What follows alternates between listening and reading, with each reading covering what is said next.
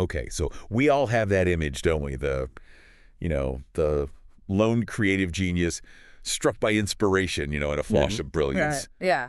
But That's the Hollywood version, right? let's be honest. Yeah. You and I both know that's not It's nice story. usually how the magic happens. Yeah, not quite. So we are diving deep today into productivity for creatives. Okay. A source I like it. packed with Yeah. practical strategies that you can use to unlock your own creative potential, Right. no matter what your field is. It's interesting because this source really challenges that myth that creativity is reserved for, artists or musicians. Right. The principles in this book apply to everyone, from entrepreneurs to engineers to anyone who wants to approach problem solving in a fresh and innovative way. Exactly. It's about tapping into that universal human capacity for creative thinking. And one of the things that jumped out at me was the idea of stealing like an artist. Oh, I like that. Now, before you think we're advocating for plagiarism. Yeah, of course. Let me explain. Right. It's more about recognizing that originality is often an illusion. I think that's right. Every creator builds on what came before, drawing inspiration from a vast well of existing ideas. It's like Austin Kleon, the author, says, what a good artist understands is that nothing comes from nowhere. Okay. All creative work builds on what came before. Okay, I'm starting to see what you mean. Yeah. So instead of striving for some impossible standard of pure originality, it's more about the transformation, I think. consciously borrowing and transforming inspiration. Exactly.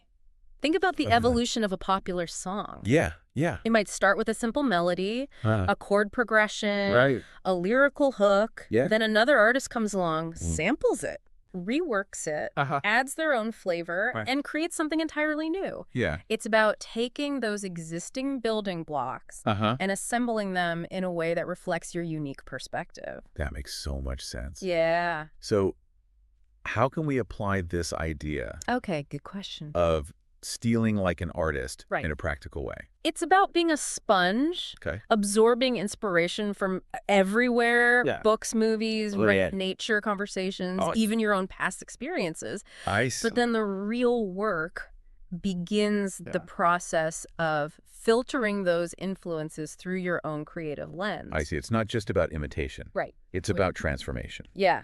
And that actually leads perfectly into another concept from the source that I found really intriguing. Yeah. The mentor within. This idea really resonated with me, too. It's about recognizing that some of the best advice we can receive comes from reflecting on our own experiences. Right. Think about it. Yeah. You've probably faced creative challenges in the past. Oh, yeah. How did you overcome them? Right. What did you learn? You're right. I've definitely had moments where I felt stuck or unsure of myself. But looking back, I can see how those struggles actually help me grow as a creative person. Exactly. So the source suggests tapping into that inner wisdom. Go. Ask yourself, what advice would I give my younger self about navigating the creative process? Yeah. What pitfalls would I warn myself about? Right. What strengths would I encourage myself to lean into? I love that. Yeah. It's almost like having a built-in brainstorming session with the person who knows you best, yourself. Exactly. But, of course, putting your creative work out there can be scary. It can be. The source touches on that feeling of vulnerability, especially when it comes to imposter syndrome. Imposter syndrome is something that plagues so many creatives. That nagging voice that tells you you're not good enough. Oh, yeah. That you're a fraud waiting to be exposed. Right. It can be paralyzing. Oh, tell me about it. Yeah. I've definitely had those moments where I felt like a complete imposter.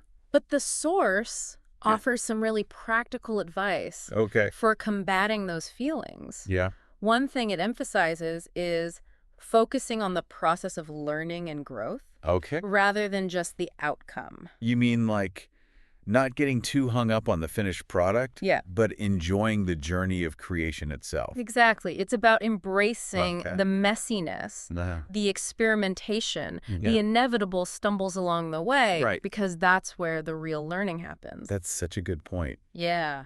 So often we get caught up in striving for perfection that we forget to enjoy the process. And I imagine having a supportive community Oh, absolutely. That make a huge difference too, right? Absolutely. The source talks about the importance of finding your tribe.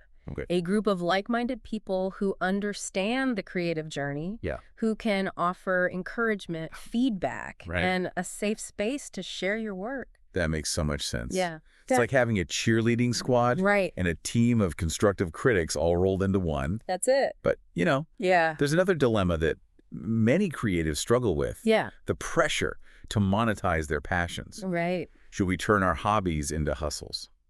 That's a tricky one. Yeah. And the source is very careful not to offer any easy answers. Okay. It encourages you to weigh the trade-offs carefully. Mm. Will monetizing your passion take away from the joy you find in it? Right. Are you prepared for the demands of running a business? Because let's be real. Yeah. Sometimes that creative spark can get extinguished when you start thinking about spreadsheets and marketing plans. Exactly. So it's about finding that balance. Right. There's no right or wrong answer. Okay. But it's important to be intentional about your choices. Right. And to make sure you're protecting that creative flame. That's such valuable advice. Yeah. It's easy to get swept up in the follow your dreams and make $1 million narrative. Yeah. But the reality is often much more nuanced. It is. And this actually brings us to another crucial resource that the source highlights: attention. Yes. In today's world, it's so easy to get distracted. Yeah. We're bombarded with notifications, emails, social media updates. Yeah. It's a constant battle for our attention. And I think for creatives, yeah, this is especially challenging. it is. We need those periods of deep focus to really tap into our creative flow. Absolutely. Yeah. The source makes a brilliant point about attention being a finite resource. We only have so much of it to give. And if we're constantly scattered and distracted, it's going to impact the quality of our work. So what are some strategies we can use Right, good question. to protect our attention Yeah. and create space for creative work?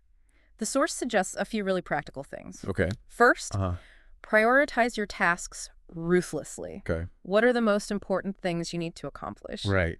Then schedule dedicated focus time for those activities. Got it. Block out distractions. Right. Put your phone on silent. Okay. Close your email. Uh-huh. And just focus on the task at hand. Okay, that sounds doable. Right. But I know for me, Yeah. one of the biggest challenges is resisting the temptation Right. to check social media Yeah. The endless scroll. or get sucked into the endless scroll. I hear you. It's a real struggle. It is. And the source actually suggests disconnecting entirely for periods of time. You mean like a digital detox? Exactly. It could be for a few hours a day. Okay. Even a whole weekend. Right. The point is to give your brain a break from the constant stimulation and allow yourself to recharge. That's a great idea. Yeah. I've definitely noticed that when I spend too much time online, my creativity suffers. Yeah. But here's something that really surprised me in the source. Okay, what's that? The suggestion that we should embrace being an amateur. I know, right? It seems counterintuitive. Yeah. But the source argues that in today's rapidly changing world, being a specialist in just one area can be limiting. I see. Instead, it encourages you to diversify your skills, Right. to be curious about lots of different things. You mean like a jack of all trades, master of none? In a way, yes. It's about being a lifelong learner, constantly exploring new interests and expanding your horizons. Right. And the source argues that this kind of multidisciplinary approach can actually enhance your creativity. So it's not about being the best at one thing, but about being able to connect the dots between different fields and disciplines. Exactly. The world needs people who are adaptable, who can see the big picture, who can bring fresh perspectives to complex problems. And the source reminds us that there's a certain joy in being a beginner, in approaching things with a sense of wonder and curiosity. Right. You never know what hidden talents or passions you might discover along the way. That's so true. I think we often get caught up in the pressure to be experts, to have all the answers. But there's something really liberating about embracing the unknown, about being open to learning new things. Absolutely. And speaking of learning and growth, one theme that keeps coming up in the source is the importance of community. You mean like surrounding yourself with other creatives? Yeah. Getting feedback, sharing ideas? Yes.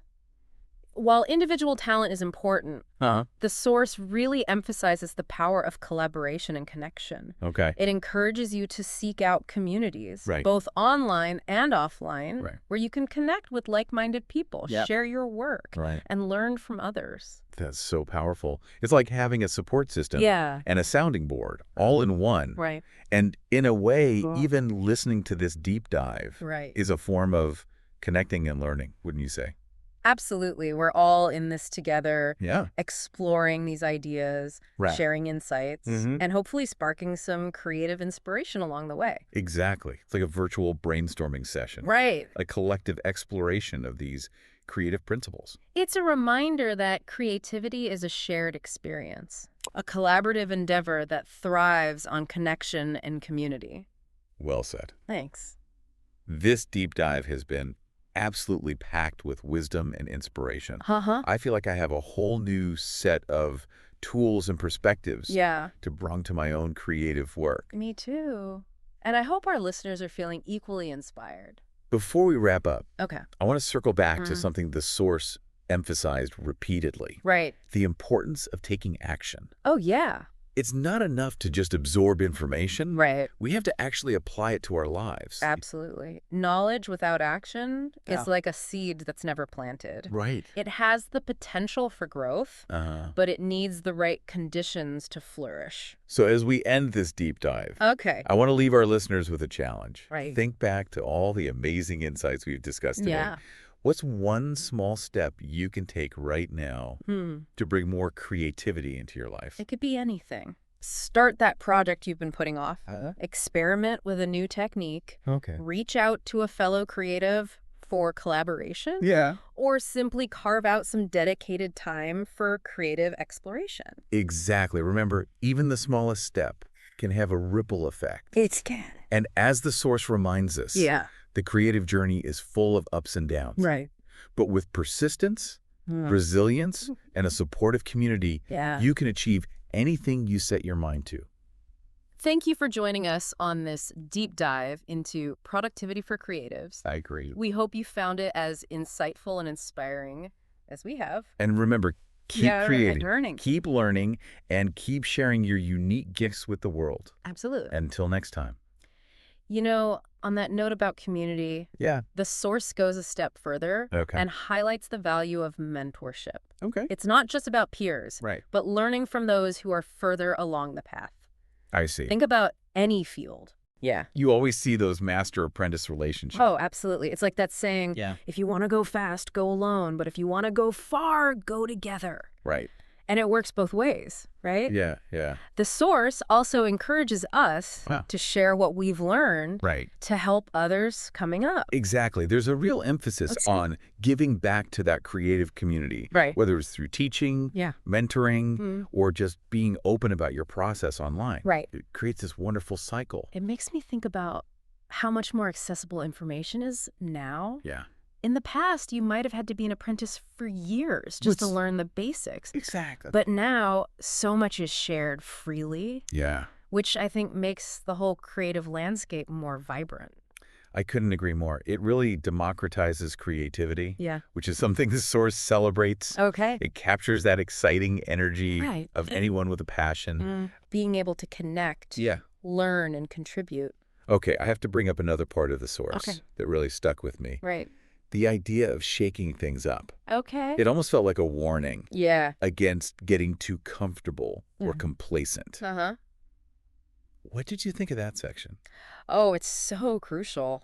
Routines are great for productivity, but they can also stifle creativity if we let them. The source reminds us that breakthroughs often come from those unexpected detours or from pushing ourselves outside the comfortable groove. It's like that quote, a comfort zone is a beautiful place, but nothing ever grows there. And the source got even more specific, saying we should forget our titles and just get lost in the work itself. That part really resonated with me. It's so easy to get caught up in labels or how others perceive us, but the source argues that true creative fulfillment comes from that pure act of creation. I see. Regardless of external validation. It's a good reminder that creativity isn't about achieving some arbitrary level of success or recognition, but about the joy of expressing yourself, making something meaningful. Exactly. The process itself should be the reward. Right. And that leads us to another important point from the source. Yeah. Enjoying the journey. Okay. It cautions against rushing. Right. We're putting undue pressure on ourselves. Creativity isn't a race. I love that analogy of a marathon. Yeah. It reminds me to slow down, savor those moments of inspiration, and let ideas fully develop. It's about trusting that natural rhythm, that ebb and flow of the creative process. And the source even suggests looking back at your past work, not to dwell, but as a source of learning and perspective. It's like revisiting those old sketchbooks or early drafts. You might cringe a little, but you can also see how far you've come. Exactly. And spot those recurring themes or areas to push yourself further. Exactly. Each project, successful or not, adds to your creative toolkit. And speaking of tools, the source also gets practical about creating content that resonates. It talks about making your work easy to find, relatable to your audience, and embracing that amateur spirit we discussed earlier. It all ties together, doesn't it? It does. Being curious, trying new things, constantly adding to your skill set. Looks like the source is saying. The more well-rounded you are, the more interesting your creative output becomes. It's so true. And it goes beyond just having a diverse set of skills. The source also encourages us to be bold in our work. It talks about setting daily goals. Finding that flow state and not being afraid to experiment and take risks. But let's be realistic. Experimentation often means mistakes. Did the source address that at all? Oh, absolutely. And in fact, it emphasizes that setbacks and challenges are inevitable. It uses a rather striking analogy to make this point. A chain smoker. I'm intrigued. Yeah. How does that relate to the creative process? The source says, like, a chain smoker lights a cigarette before the current one finishes. You should also start thinking about your next project before your current one finishes. It's about maintaining momentum even when facing difficulty. Wow, that's powerful imagery. It is. It's like saying, don't let the fear of failure stop you from moving forward. Exactly. And I guess seeking feedback is also crucial for growth, right? Absolutely. The source encourages us to get feedback, both positive and negative. Because it helps us see our work from different perspectives. It reminds us that feedback, even when it's tough to hear, is ultimately a gift. That's a great point. Yeah. It's so easy to get defensive when someone criticizes our work. But if we can reframe it as an opportunity for growth, it becomes incredibly valuable. Exactly. And the source even suggests sharing our work publicly, even if it's not perfect. That can be terrifying. It can. But I guess it's also liberating in a way. It can be. It's about embracing vulnerability and letting go of the need for everything to be polished and perfect. Exactly. It's about recognizing that the world needs our unique voices and perspectives, even if they're a little rough around the edges. And it's about connecting with others who resonate with our work. Finding our tribe, as the source says. You know, what's striking me as we go through these points is that the source isn't just about art or music or writing.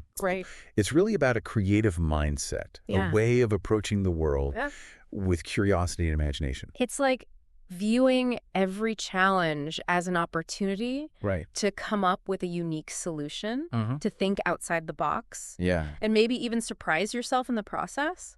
Yeah, it's about bringing a sense of playfulness and wonder to everything we do, whether it's our work, our relationships, or even just our daily routines. I love that. It's like the source is giving us permission to be more curious, more experimental, more open to new possibilities. And that openness is so essential, especially when it comes to finding and connecting with those great minds who think alike, as the source puts it. I'm so glad you brought that up again. Because that idea of finding your tribe, your community of fellow creatives has really stuck with me. It's a powerful reminder that we don't have to go it alone on this creative journey.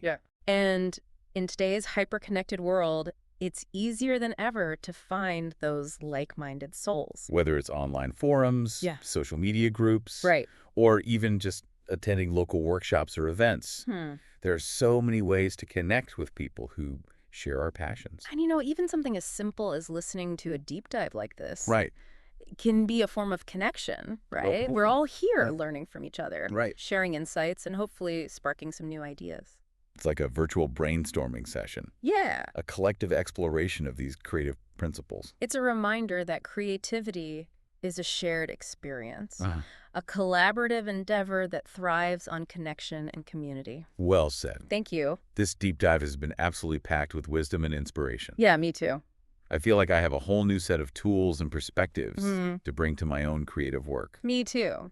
And I hope our listeners are feeling equally inspired. Before we wrap up, I want to circle back to something the source emphasized repeatedly. Yeah. The importance of taking action. Oh, absolutely. It's not enough to just absorb information. Right. We have to actually apply it to our lives. Absolutely. Knowledge without action is like a seed that's never planted. Right. It has the potential for growth, but it needs the right conditions to flourish. So as we end this deep dive, I want to leave our listeners with a challenge. Okay. Think back to all the amazing insights we've discussed today. What's one small step you can take right now to bring more creativity into your life? It could be anything. Start that project you've been putting off. Right. Experiment with a new technique. Reach out to a fellow creative for collaboration. Or simply carve out some dedicated time for creative exploration. Exactly.